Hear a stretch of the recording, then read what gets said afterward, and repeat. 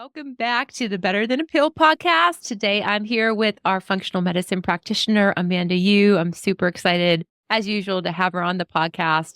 And I just want to say one thing before we get started. I just want to thank the Lord, thank God for this podcast, and just want to state that because this podcast would not be in existence if it weren't for him. So thank you, Lord. And then we're going to go ahead and we're going to get into our topic today, which is blood pressure. And I have to tell you, I love this topic. And I just want to share from a personal standpoint that I know a lot of people listening and even people I work with struggle with blood pressure.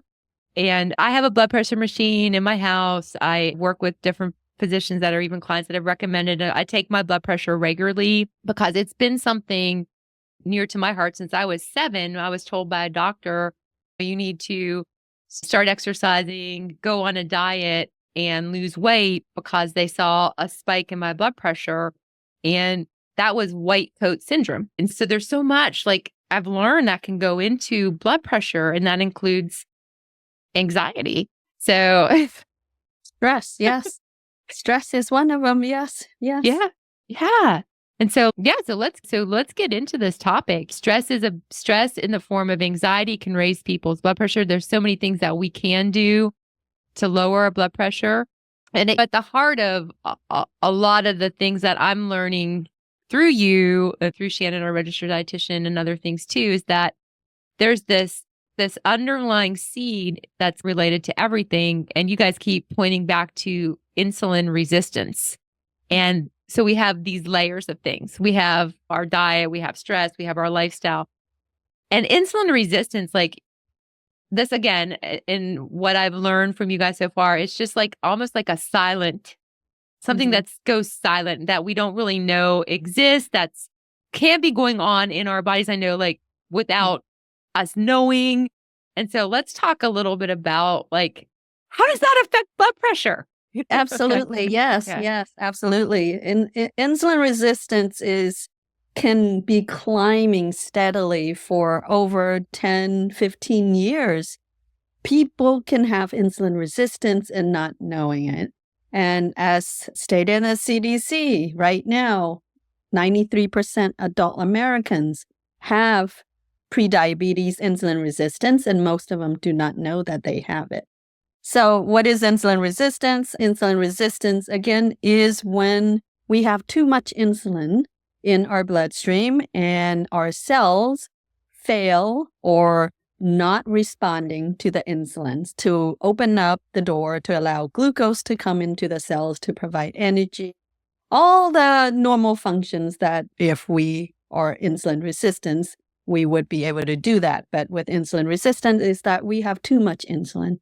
And having too much insulin is due to, again, the primary cause of insulin resistance, stress being one of them, inflammations, and diet. So today we will focus on how insulin resistance affects the blood pressure. What are some of the mechanisms of actions of that? There are many, like you mentioned, that can increase blood pressure. In terms of with insulin resistance, if you are insulin resistant, one of the mechanisms is that it increases a hormone called aldosterone. Aldosterone is being excreted from the adrenal glands. Adrenal glands sit right on top of your kidneys. When you have insulin resistance, you get an elevation of this hormone. And when you have an elevation of this hormone, it signals the kidneys to hang on to salt.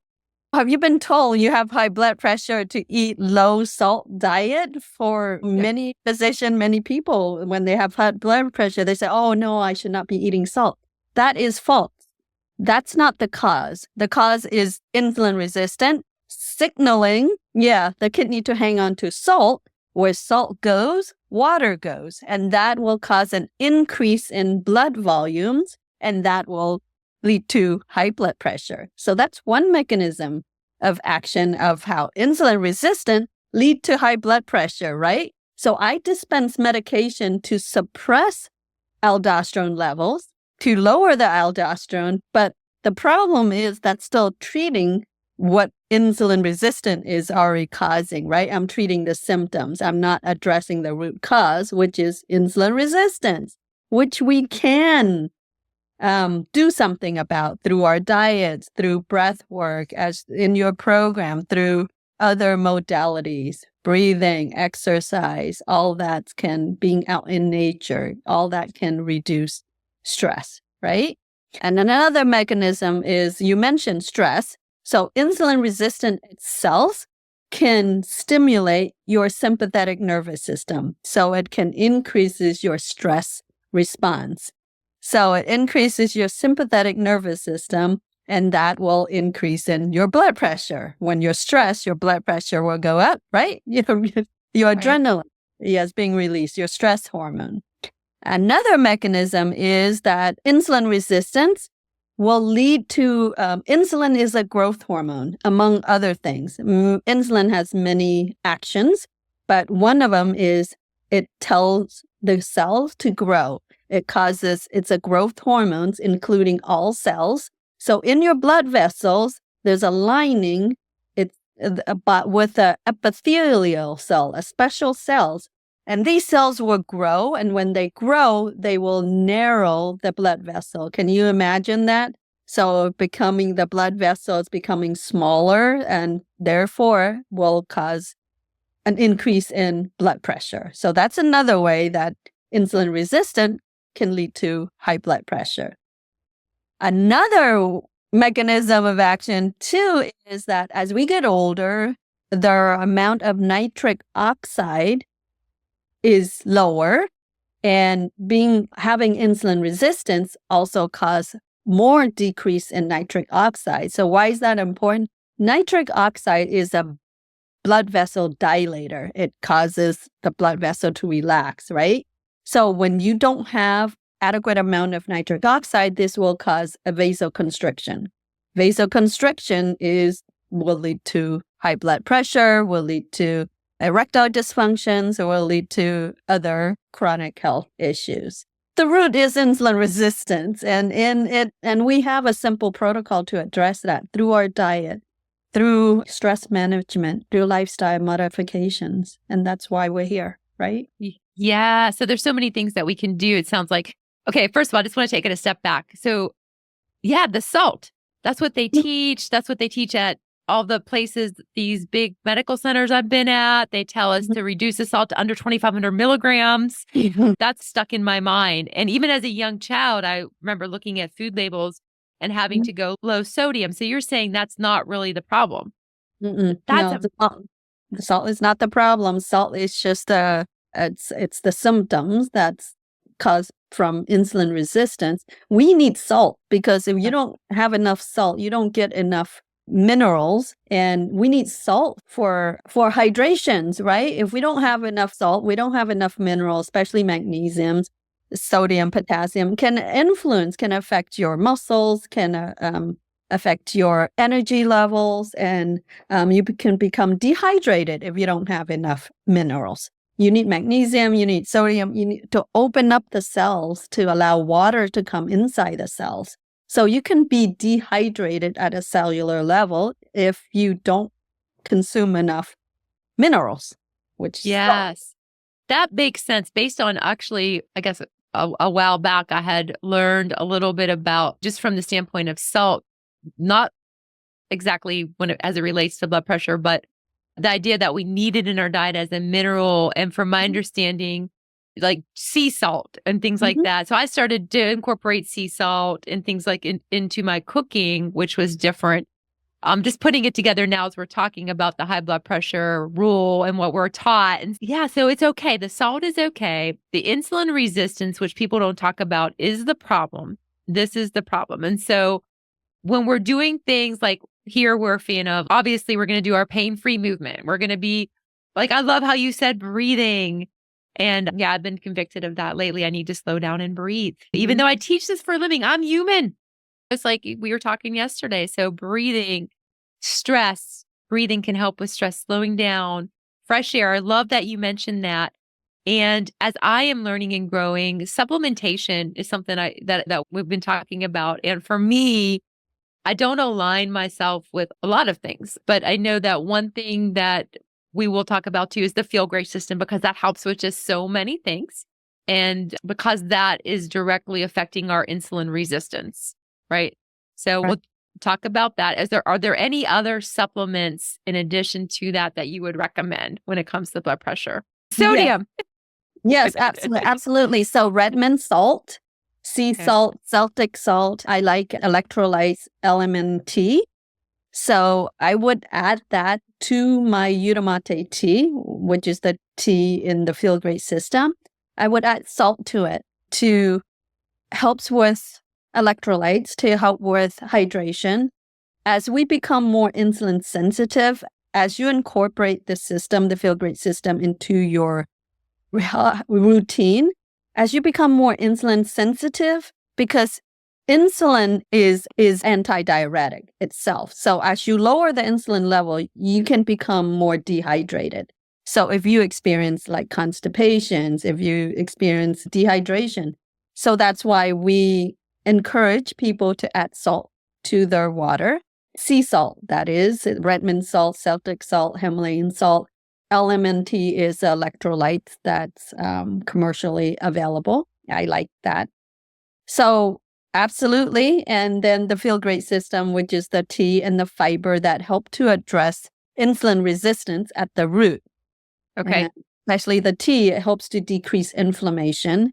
It's neuroprotective. It's kidney protective. So it does so many things. And plus, it shuts off the food noise to help people with intermittent fasting. And that is the fastest way to lower your insulin level, to bring your insulin levels to baseline and become more insulin sensitive.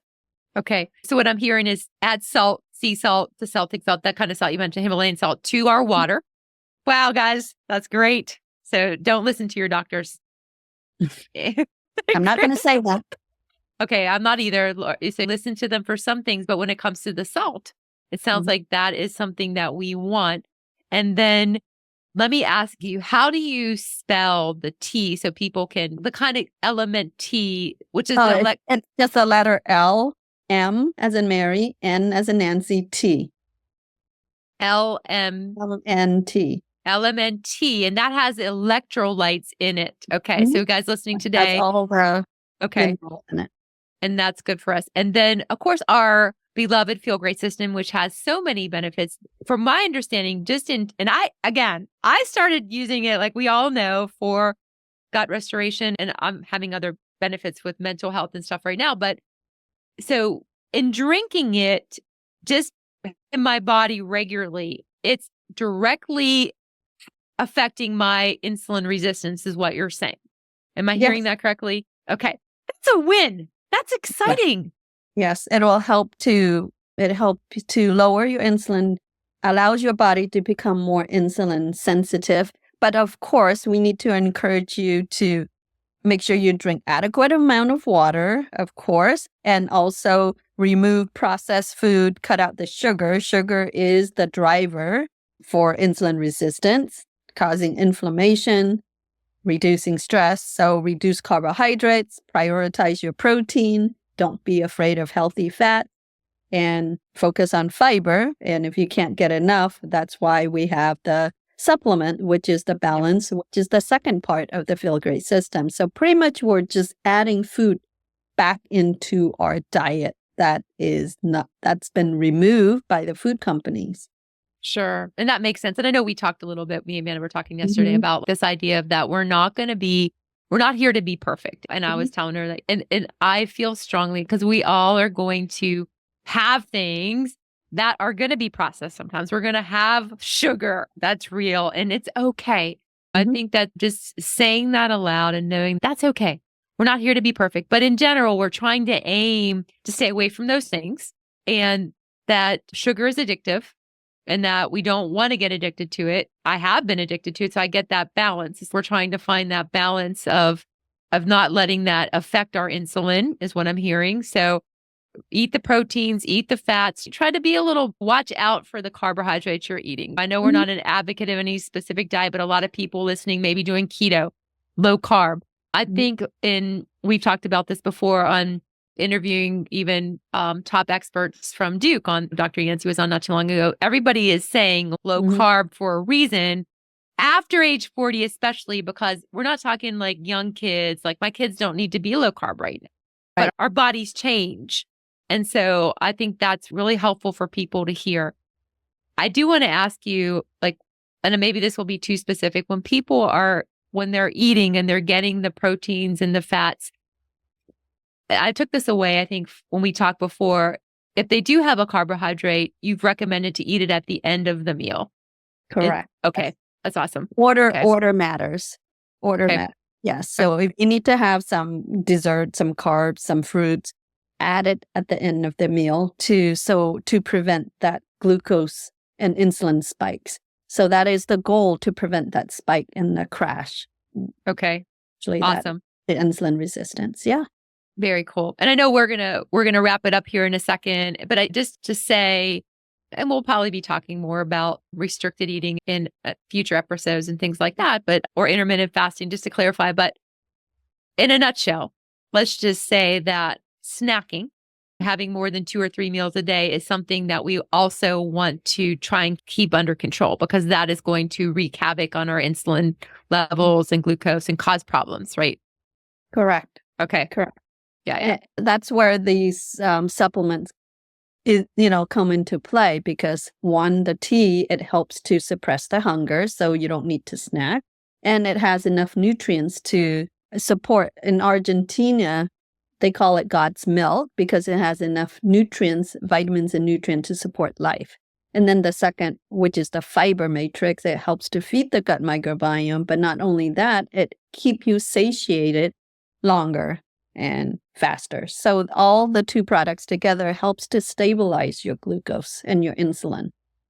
That's awesome. I'm super excited. I'm just so excited we can get this information out to the world, guys. Here, we are a big fan of the Feel Great system. And so the link for that is in this episode. And yes, there are the 2 products. We've got the yerba mate tea, which is the Unimate, and then the Balance, which is the fiber. And I'm taking them. It's been since July 5th, everybody. And I can tell it's made a difference just in my overall health. And I'm super excited because I'm just learning how, powerful this stuff can be and seeing how it can help other people. So the link is in the episode. Also, we talked about the fact that you need to move. Okay, guys. And I know our doctors may say, hey, you need to exercise, you need to do this. And I get that. But what they're missing is that we also need to do things that are going to help us to sustain our movement. So if you're struggling with having to move because you've got back pain, joint or muscle pain or stiffness, I'd love to connect with you. You guys, I've been doing this for a long time. And yeah, I've been doing it for over 26 years. And if you have a fear of injury, if you are struggling with pain, you can also schedule a consultation. If you're a listener to the Better Than a Pill podcast, you will get a special rate. You can reach out to support@movementcraft.com. I'm here for you. We release new episodes every other week on Wednesday, and I truly look forward to having you join me then. And thank you so much, Amanda, for coming on today. Thank you.